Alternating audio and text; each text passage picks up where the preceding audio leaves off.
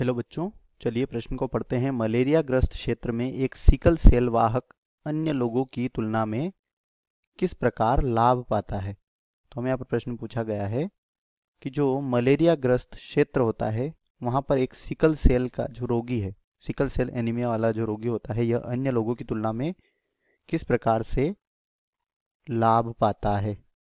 तो इस प्रश्न की मुख्य अवधारणा में हम देखेंगे कि जो क्या होता है, सिकल सेल वाहक वाला व्यक्ति होता है, यानी कि सिकल सेल वाहक वाला हम कह सकते हैं कि जो रोगी होता है वह यह लाभ पाता है, उसे यह लाभ होता है कि अगर वह मलेरिया ग्रस्त क्षेत्र में है तो उसे मलेरिया नहीं होता है। ठीक है, मलेरिया ग्रस्त क्षेत्र में अगर वह रहता है तो वह से मलेरिया नहीं होता है। और ऐसा क्यों होता है?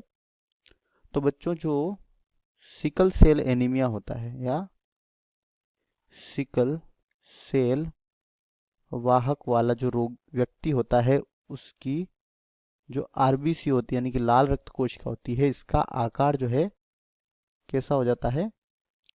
हंसिया के समान हो जाता है।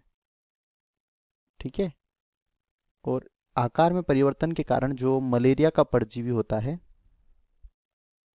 ठीक है, आकार में परिवर्तन के कारण मलेरिया परजीवी हमारी आरबीसी को पहचान नहीं पाता है, और आरबीसी को पहचान नहीं पाता तो वह आरबीसी पर आक्रमण भी नहीं कर पाता है, आरबीसी को संक्रमित भी नहीं कर पाता है, और इस प्रकार से हमें मलेरिया नहीं होता है।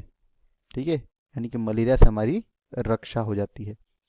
तो बच्चों, आशा करते हैं इस प्रश्न का उत्तर आपको समझ आया होगा। धन्यवाद।